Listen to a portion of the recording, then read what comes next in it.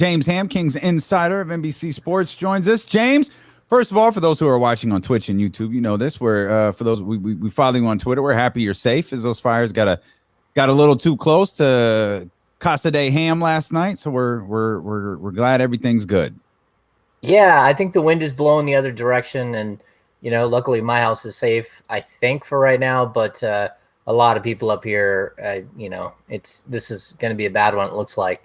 So hopefully they get it under control. But yeah, right in the middle of Cal Classic, I had to stand up and leave, walk out the building. I haven't missed a home game of any sort in a very, very long time. So yeah, a little strange for me. I think I've only missed 2 games ever in my career at home. One, I was at a board of governors meeting where they're deciding the fate of the Kings, and the other, I was at the Sloan Analytics conference at MIT. Yeah. So those are the only 2 games I've ever missed. I won't count this one. It's just summer league, not even summer league. But you, as someone who watched the entire thing, you picked a really good one to miss because. Yeah, I did make it home in time to watch it on TV, so I just wasn't there to watch it in person. Any takeaways from the game last night? Any takeaways from the last 2 days at the Golden One Center? Yeah, I think what you want to see from summer league for me is it someone who just doesn't look completely overwhelmed and out of their element. If you see that in a first summer league game, that's usually an uh-oh moment. So when I watch Davion Mitchell in his first game, and he's going to be good. He's got that je ne sais quoi, that certain something. You see it, you're just like, okay. I mean, his ability to lock up people on the defensive end is elite. His first step. He reminded me watching him live. He reminded me a little bit on the offensive end of Ty Lawson, which I thought was interesting. I don't know that I had seen that before, but I also don't think at Baylor that we got to see him as not only the primary, but almost the only ball handler. And so I think we get to see a little bit something different that we might not ever see from him again outside of the summer league. I don't think there's going to be a time in Sacramento where he's asked to be a primary ball handler for like 35 minutes a game. There's always going to be a Tyrese. There's always going to be a De'Aaron. There's always going to be someone else with him. So he'll have the ball in his hands. He will be a primary ball handler for sets, but not for a full 40. Yeah. And that's something that I took away as well, James. I saw the same things. I loved what I saw in that first game. In that second game, he didn't play well, but it wasn't, like you mentioned, him being overwhelmed. It was just the fact that he just didn't make shots. It didn't work out. It wasn't something like, like the one I always go back to. I hate to always bring this up, but the first game of Ben McLemore's Summer League, I said, I don't know. I don't know about this one. This ain't looking good. Never had that feeling with Davion. Is it a situation where he's just NBA ready, just being a little older? Or is it a situation where he's NBA ready and he's going to get better? Because you look at his age and you wonder how much better can he get being, what is he, 22 right now? I think. Yeah, he'll be 23 before the season starts. Like, look, I get that. I do understand that. I think Monty McNair addressed that a little bit because I asked him about drafting 2 older prospects and guys that might be NBA ready. I think it was me who asked that question when we had him for the introductory press conference with the rookies. And, he said, look, we already know what these guys are. We know who they are and what they can be. Now, I think, again, let's go back in the draft to Davion Mitchell, right?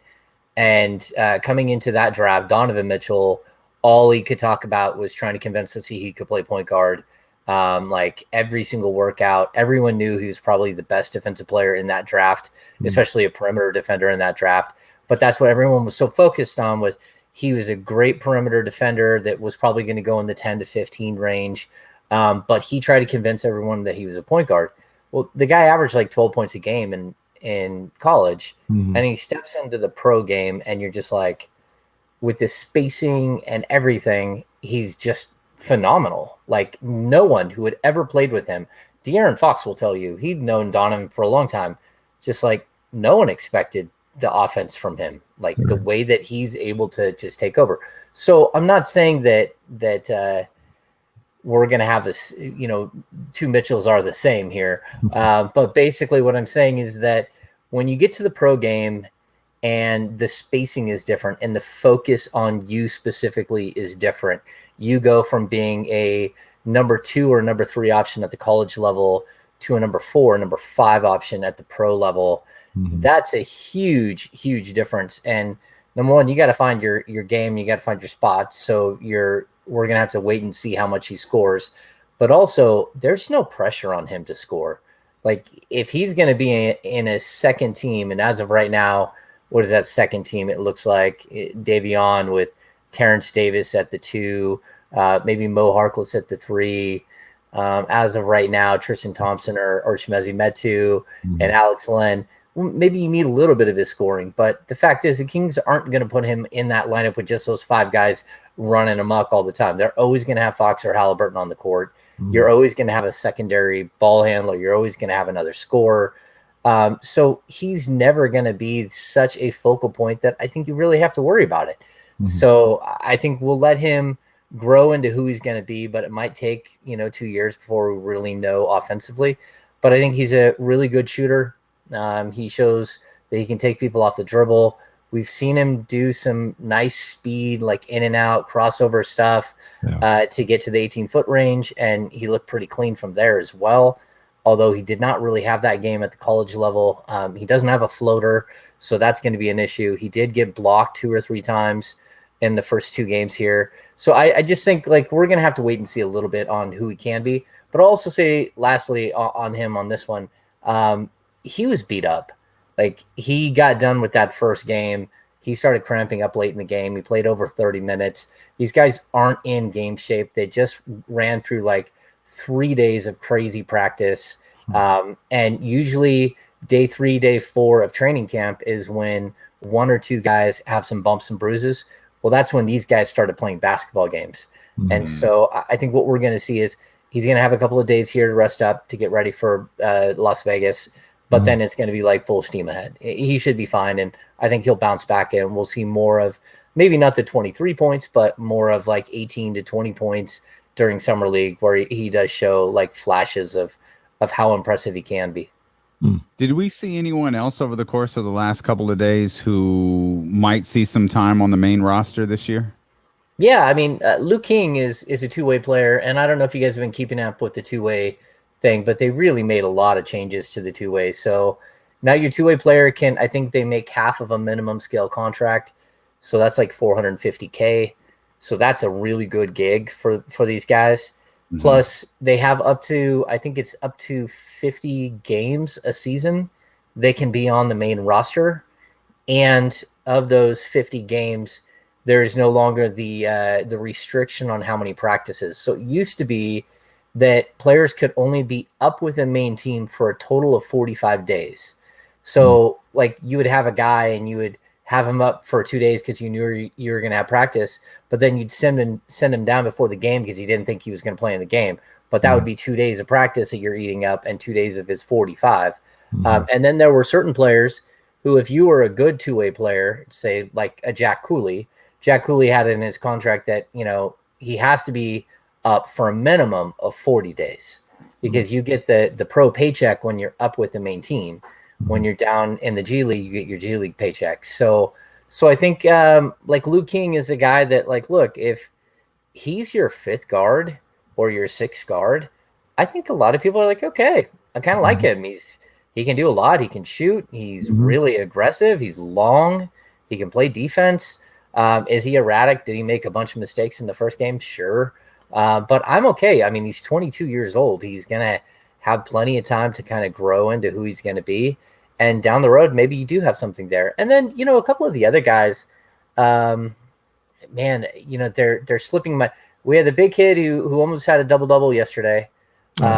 Emmanuel Terry. Yeah, Emmanuel Terry, which Emmanuel Terry's a little bit older. I think he's 24, 25.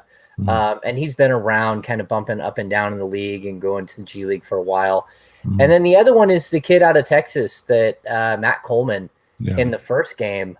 Holy cow, just his fluidity, like he's getting called out as the guy who missed the shot for and hit the back of the stanchion. Like it was, Mark Spears. Come on, Mark, you sold the kid out. I love Mark, but I thought that was a little dirty play. I mean, look, it was a big moment in his first game as a pro. Yeah. And outside of that, I thought he looked super fluid. He's a guy that I would certainly risk a two-way contract on him. And then again, Emmanuel Terry. Both of those guys, I would at least invite to camp. And then if they're if they're in their last 3 cuts, then you can allocate them to your G League team. Mm-hmm. And so you kind of retain their rights. So again, those are guys that I don't think are roster guys, but certainly down the road, maybe they can, if you have a pinch or you make a trade and you need a guy, maybe you can bring someone up. So James, help me out with this specifically, and others that aren't as familiar with the process. I think I got an understanding, but help me out with this. Uh-huh. The guys on the summer league team, aside from like a Louis the King, Davion Mitchell, they're not signed to the Kings, right? Or in their organization. So let's just say Alex Antetokounmpo. He doesn't have a Kings contract. He's just on the Kings summer league roster, and he's really open for anybody to sign at any point during the summer, or how does that work? So he's on what's called an Exhibit 10 contract. It's just a summer contract. And it depends on the player, how much they get for those contracts. Some of them, they get a $5,000 contract. Some of them, they get $25,000. It really does kind of depend on who they are. And, if you're going to go into summer league and you're going to bring in a guy who, say, has 2 or 3 years in the G League, and he's actually going to be pretty solid, which what we're seeing from Emmanuel Terry, maybe you pay him a little bit more. So but it's called a summer contract. And then you get to training camp, and a lot of times in training camp, you do Exhibit 10 contracts as well. So guys who get training camp invites, they'll have these contracts as well. Now, once you're in the training camp phase, they can always be like, you can negotiate to bring the guy in and actually have him become part of your roster, or you can sign him to a 2-way contract. You get 2 2-way contracts. The Kings already have one, is already tied up with Lou King. They signed him at the end of last season to a 2-year 2-way. So he got the end of last year, and then all of this season he is actually on a 2-way. But I think we're going to see a lot of moving and shaking here, because we don't know what they're going to do with Neemias Queta. We don't know if he's going to get a 2-way or if he's going to get a regular contract. Davion signed his contract today, so he's on the main roster. But that secondary guy, you don't know what they're going to do with that contract yet. And you already have Chimezie Metu. You got to figure out what you're going to do with Justin James. They have, maybe another week to decide, I think it is, whether they're going to waive him or guarantee his money for this next year. Chimezie, Damian, and Justin. And then, unfortunately, it does look like Kyle Guy is no longer with the team. I think he's on the Warriors Summer League team for Las Vegas. Mm-hmm. These Exhibit 10 contracts, they are just kind of fly by night. And, you could get through your contract here with the Kings for the 2 days of the Cal Classic. And then if another opportunity opens up that's better for you, or the Kings like someone better, they can always drop a guy off their roster. So even when they sent out the official press release on the roster, which I think they did on Sunday afternoon, it said roster subject to change. This is a roster as of August 1st. So these rosters in Summer League are super fluid. You really don't have any ties to a guy unless you make some serious commitments. And then when we get to the training camp roster, you'll give a guy you'll give him a really $25,000. He's at training camp, right? But then when you go to waive him, you can give him a roster bonus if he ends up on your summer league. On your G League team. So you can say, hey, look, we can't pay you more than $80,000 if you're on the G League team. But what we're going to do is we're going to waive you with a clause that says, if your contract that we're waiving you from right now in training camp, if you do go on and play for our G League team and you're on the G League team for 30 days, then you'll get this bonus that we're going to give you as part of your other contract. So they'll get an extra $80K or an extra $100K to go to the G League as opposed to them going overseas and making, a couple of $100,000 because the G League doesn't really pay that much still. Gotcha. It's all complicated, right? No, Actually, you made it pretty. That was James Ham dropping knowledge here. It's the James Ham Show with D'Lo and KC. James Ham, Kings Insider, NBC Sports, with us here on ESPN 1320. So far, still a work in progress. Maybe successful offseason for Monty McNair. Man, we talked about this, right? So last show, and then you and I bumped into each other at the Cal Classic. I've told that story because I found it so funny. yeah, it's funny. I'm like, look, they didn't trade the number 9 pick. They have not traded Marvin. They have not traded Buddy. Look, I just wrote on this. I just wrote on a few minutes ago. And so I'm going to give Alex Len pickup like a C plus B minus. And some people are going to be like, well, that doesn't seem like a C plus B minus addition. I'm like, well, that's for what he is going to be for the Kings. That's what he is, in my opinion. Like, is there a better backup a backup center that you could have brought in?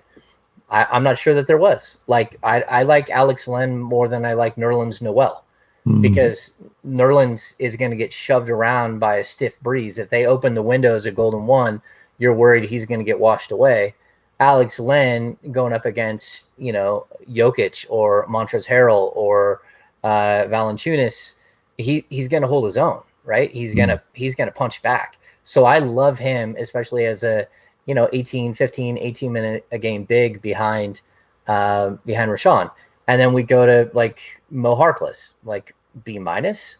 Like, could you have got Mo Harkless last offseason? No, he wouldn't sign with Miami Heat, because he thought he was going to go play for a team that had just lost in the finals, right?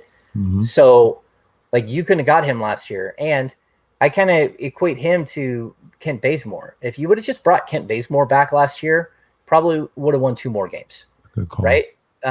So if I bring Mo Harkless back, or if I even had Mo Harkless at the beginning of the season, I'm going to win 1 or 2 more games. If I have Alex Len at the beginning of last season instead of Hassan Whiteside, who doesn't fit at all, I'm going to win 1 or 2 more games. There's going to be a moment in a tight game where that guy makes a play that changes the outcome. And so if I start equating these guys, and then again, Terrence Davis was not on the roster until the very end of the season, and then was very good. Last 10 games, averaged almost 16.4 points, like 4.6 rebounds, 2.8 assists, 1.7 steals. I mean, he was really good while Fox and Halliburton were gone. Like, look, if you walked into last season with these 3 additional players, you would have won 5 to 6, maybe 7 more games. And people can call me crazy. I'm just going to tell you that's my opinion. There were times where these players would have made an impact in a 72-game season. And you walked in without players like this last year. So as of right now, like, I'm not going to give Monty an A+ offseason. I think getting Rashawn Holmes on the early bird is one of the biggest coups we've ever seen. Like, the fact that they got him for a 2-year, $10 million contract was like the biggest steal ever, even though he wasn't a steal when they signed it and became a steal. But then the fact that you got him locked up for 4 years I don't know what the numbers are. Like, the agent situation here with what numbers he's getting and what he's not is a little fuzzy, but everything I hear is it's an early bird contract, which means around $47 million. So you got him for less than $12 million a year. That's just absolutely shocking. And the key is, guys, you have a roster now. The Tristan Thompson deal is going down from everything that I've heard. That deal is done. They have to wait until the moratorium's over on the 6th. So if you look at their roster right now, they have an entire rotation built out, and then they have these 2 pieces that are floating out there that you're like, what in the world are they going to do? So Monty's been able to build his team. He's well under the luxury tax. He's done a really solid job of improving the defense, of doing the things that you had to do. Davion, again, is going to impact the defense on this team. So is Mo Harkless. So is Alex Len. Tristan Thompson, you don't have to love him. Just know that he's a very solid position defender and a very good offensive rebounder, and he plays within a system. He's gonna help your defense. He will punch somebody in the face. And so you add these players, and now go swing for the fences. Now go take Buddy Hield, go take Marvin Bagley, go take however many first-round picks, and go get one of these dudes that fit your roster, which is what, Siakam or Ben Simmons. I keep hearing Porzingis. I wouldn't love that just because of his injury history and because personality-wise, he has some issues as well. But this is that moment where you actually have a solid squad and there's a potential for you to do something incredible and swing for the fences. I'm a break a little news, kind of, sort of. Kenny, I quadruple checked. This never goes well. I've quadruple checked it. Okay, should be good. Okay, all right. About 30 minutes ago, Mark Steins, the guy, Mark Stein, he's official. Got the blue check mark. I've checked at the Stein line. All right, I got to do these things, James, because it gets crazy on Twitter, okay? But he says the Raptors have announced a new multi-year contract from Masai Ujiri in addition to his new title as vice chairman of team president. So I say all that to say, seems like they have their house back in order and everything is solidified there in Toronto. What is that? Does that change the prospects of a Siakam trade? What have you heard about that at all? There's been, reports out there and rumors out there that the Kings are interested. Have you heard anything about a possible Monty having Siakam as a target to take that big swing with? Yeah, I mean, I think he's got to be on the short list, right? What you're looking at is younger players. I think Siakam's a little bit older than what is he? 27. I'd have to look it up, but like Ben Simmons is like 25. He just turned 25. So that really does fit your player arc. But look, there is this group of players that they're going to chase and they're almost interchangeable. Like they just want another star. Right. And so Siakam, the one downfall of Siakam, he does have a shoulder issue. I think he had labrum surgery. I'm not sure how long he's out. I haven't done the research fully on it. I think he had the surgery, I think, in early June, and it's 5 months. Okay. So I think Kenny and I have pegged him around November, December that he might be cleared to play. But as we talk about regularly, that labrum, that's tough. Like you could get cleared to play and not necessarily be, normal at that point. Well, remember that Richaun Holmes had a torn labrum last season and did not opt for surgery and just continue. Well, I mean, he missed time. Yeah. And that was a huge point of contention with the Kings, just so you know, that there were some battles that happened over their lack of transparency with his injury. Yeah, that was right. Yeah. So when it came to Holmes and then Bagley at the same time, but Bagley, I don't think that they were, I mean, unless he ever had like a Liz Frank injury and they haven't told us, they just kept saying he had foot sprains. They never actually said he had a stress fracture. So we've never been able to report that. But when it came to Holmes, it was like, look, is it like a sprained AC joint? Is it a separation? Is it a grade 1, 2, 3 separation? Is it a dislocation? Did he fray a rotator cuff? Did he tear a labrum? Like I specifically asked these questions and they just kept saying shoulder injury. And then we found out a month in or 3 weeks in that it was a labrum tear.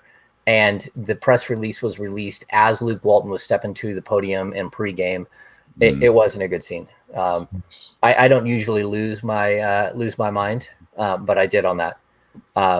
Just because it had been enough, like we dealt with enough of this, and I don't, unfortunately, the guys who got the brunt of it in the locker room didn't deserve it. But at the same time, like, look, we have integrity. We try to keep people informed. Like whether it doesn't come into my reporting because I don't really care, but people are betting on things that my Twitter feed can change the betting line in Vegas by, me going to a shoot around by myself, which happens all the time. And I see an injury that no one else knows about. And I tweet that out. And all of a sudden it goes from a 3-point spread to a 4-point spread because someone is playing or isn't playing. So, like these are things that we have to be on the up and up when it comes to injuries. And we need to, and for those that don't know, that's the whole point of the injury report. Yeah, we have to be open and transparent. I mean, I don't gamble on this stuff at all, but that doesn't mean we have to be accurate, like, because there is a responsibility to it, right? Mhm. So it's just a strange thing, like that we got to this point where they weren't being completely, transparent with us. So to get back to your question, which was Siakam, we got sidetracked there, which we often do here. But the Siakam situation, that is a question mark, but like, look, if you look at that as a question mark and you say, okay, why are the Kings bringing in Tristan Thompson?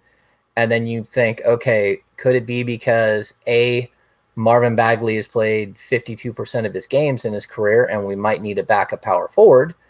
Or B, maybe we're chasing somebody that has an injury that we're going to have to deal with for a couple of months. Or C, maybe we're trading for a Canadian guy and then could trade him again.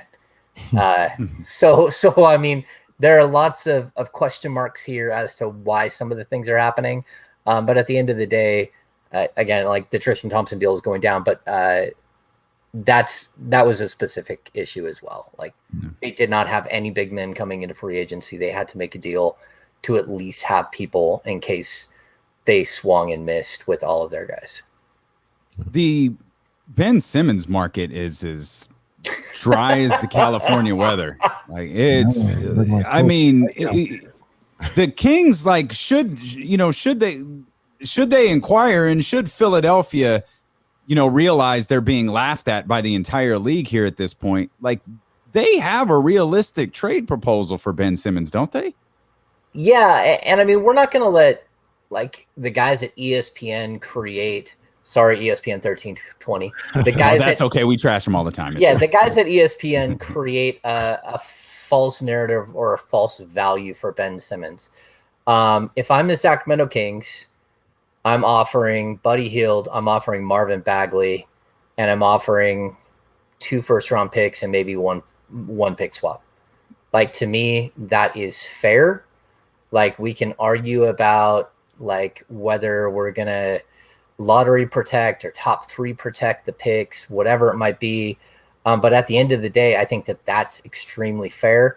And the reason why I think it's fair is because this isn't somebody offering the Brooklyn Nets first round picks. So we keep hearing this, again, false equivalency with the James Harden deal. Oh, James Harden, this is very similar. They're asking for very similar things. A young player and 3 first round picks. Well, I hate to tell people this in Sacramento. Sorry, people of Sacramento, but a first round pick by the Brooklyn Nets and a first round pick by the Sacramento Kings, there's a wide gap in the value of those those picks. And so at the end of the day, you know what I'm saying? Like, you'd be crazy not to look at a Kings offer that included Kings first round picks. This is a team that has been in the lottery for 15 of the last 16 seasons. And the one reason they weren't in the lottery is because Vlade traded his first round pick and a funky deal to dump a bunch of salary to the Philadelphia 76ers years earlier. So like, that is historically a really good pick. Now, that doesn't mean that you put Ben Simmons on this team, they couldn't win. I think they could win, right? But at the end of the day, I think that the Kings have one of the best packages to offer, just because they do have a ready-made shooter, a guy who can really knock the lights out. And then you have a guy who has a tremendous amount of potential in Marvin Bagley at a position that you might call a need for that team, just because they do usually have injury woes, even if Drummond is on that roster. But like, I just look at it and I'm thinking, man, like at a certain point, you have to do deals that make sense for both teams, or at least try. Like, that's why fans and the trade machine is like the devil. Everyone can come up with a trade that works. They cannot come up with a trade that makes sense and is fair for both sides. And that's, sort of the game. And so, again, I think it sets it up for Monty McNair to make a tremendous swing here and see what he can do. We'll see. Now, here's what I'll say, James. I think that's a fair deal. That's the deal. That's the classic deal here on D-Lo and KC that we throw out for anybody that we want. We say Buddy, Bagley, 2 first-round picks. If you want to make it a third with a pick swap, sure, maybe we can make that happen. So we agree with that. Now, going to what you just said, if I'm Philly, I got Danny Green now. He's not better than Buddy Hield, but I got Shake Milton. I got Seth Curry. Why do I want to take on Buddy Hield? Because Buddy Hield's still your starter. You just name 2 or 3 guys that Buddy Hield's still your starter. Buddy starts ahead of Danny Green? Yeah, Buddy Hield started. I mean, Danny Green's like 34 years old. So, like, look, at a certain point, like, he's a good glue guy. They call him the glue guy. I'm not sure how he just got 2-year, $10 million per year. Like, how did he, like, again, not to discredit Danny Green's career, I think he's been a very good, 7th or 8th best man on a team, but he's made a lot of money as a 3-and-D guy. I mean, he's made a lot of money almost off like Bruce Bowen's reputation. And I just don't know that he's a lockdown 3-and-D guy that is such a game changer at his age. But that doesn't mean he doesn't bring other things to the table. Yeah. So, and then we just saw they waived George Hill again. Like George Hill signed his big contract in Sacramento, like 2017, to pair with De'Aaron Fox. And he's made, I think it's like 70, counting the $8 million he just got from the Bucks, something like $70 million over the last 5 years. And like, he's not the player he was, or even resembles the player he was into the 2016-17 season when he was so good for the Utah Jazz. So some of these guys make a lot of money on reputation. And I think Buddy Hield he steps in and he starts. And even if he doesn't, he's still going to average 15 to 18 points a game for that team because all of the focus is in the post. So, real James Ham, we go back and do some math here. You've got this Kings team is a play-in. We've had to change the phrasing here. This Kings team is a postseason team next year. They got to be close. I mean, 6-7 games. I mean, I don't even think they were that far back this year. So that would put him in contention. All things stay the same. Of course, you don't expect all things to stay the same, but. Well, I don't think we expect all things to stay the same, right? At all. I mean, look at the West. The West has lost plenty of talent. Yeah. And even a team like the Lakers, you can be afraid of them or you don't have to be. Like, I mean, let's just play a zone the whole game and shrink it up. Like, what are you going to do? Like, kill all the passing, all the running lanes, and everyone's talking about all these incredible players that they're adding on minimum deals. It's like every single one of these guys are about what the Kings thought they were getting with Glenn Robinson last year. Like if you look at Monk and you look at like all of those guys, they had 10 points a game. Like, okay. James, there will be no Malik Monk slander here. That's my guy. There will be no Malik Monk slander. He's a Lakers fan. I don't know if you're aware of that. He's a Lakers fan now. It's just damn ridiculous. He got all excited when Carmelo signed and Malik Monk signed. He was pretty hyped. Who's the other guy they got? The guy that they got Wayne Ellington. They got Wayne Ellington. So didn't Wayne Ellington get traded to the Kings and they bought him out a couple of years ago? I'm pretty sure about that one. I think so. That would be a fail if they did that to them. Yeah, and then I looked at someone had a depth chart for him. Wayne Ellington is starting at the 2. And that's my point. Like, Wayne Ellington is starting at the 2. That's going to be extremely difficult. Like, if you think that every team in the league isn't going to make Wayne Ellington shoot 15 times a game, you're crazy. Like, maybe he'll hit some of them, but he's going to have every opportunity because you're just going to stuff the lane and try to take the ball out of everyone else's hands and say, all right, go ahead, Wayne Ellington, try to beat us instead of AD or LeBron or Russ. Like there's a lot of star power there, but like it's an oddly shaped. So anyway, my point was that like I think Portland takes a little bit of a step back. There are a couple. Well, you never know because Dame is always Dame. But there are a lot of teams in the West that I just don't think got a lot better. San Antonio clearly got worse. And I think that there's a lot of teams that are looking around. Are searching. Yeah, the Pelicans. That's a hot mess. Like what happened there? Minnesota.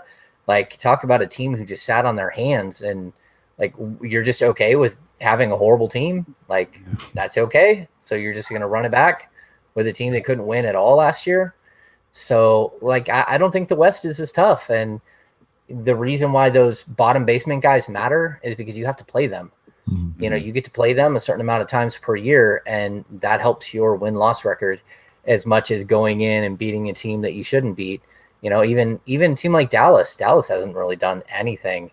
You know, they got Willie Cauley-Stein back. They try so hard. Like, Dallas wants so badly to land a free agent, and they just can't. I thought that they were gonna can. I thought they were gonna sneak in and steal Rashawn. No, he was locked up. Like, nothing. Kings had him locked up. So yeah, I mean they're running it back with Hardaway. And again, I mean maybe that team's a second round playoff team, but if the teams around you get better and you don't, like, and let's just be honest, we saw like there's gonna be a ceiling for Luka, right? Like he can't just go up to 40 points a game. Like he's approaching his ceiling. He can get better and like be a better version of himself, but he's still going to be basically what he is. Well, that's not the case with De'Aaron Fox. That's not the case with Tyrese Halliburton. Like the Kings have potential to not only like, hey, look, we added better pieces around our guys, but they also have these players that have the ability to get considerably better this year. And like some of the other teams don't have that. So, I mean, that's where Minnesota does have the ability to get better. You know, Ant-Man will be better. And, you know, outside of that, even didn't they give up Ricky Rubio? Yeah. So, and I'm not sure they got better in that trade. James Ham, it's always one of the best hours of the week, man. Thanks for adjusting a little bit with the California Classic and coming to hang out with us on Thursday, man. We appreciate you as always. Hey, I love coming on with you guys. It's always fun.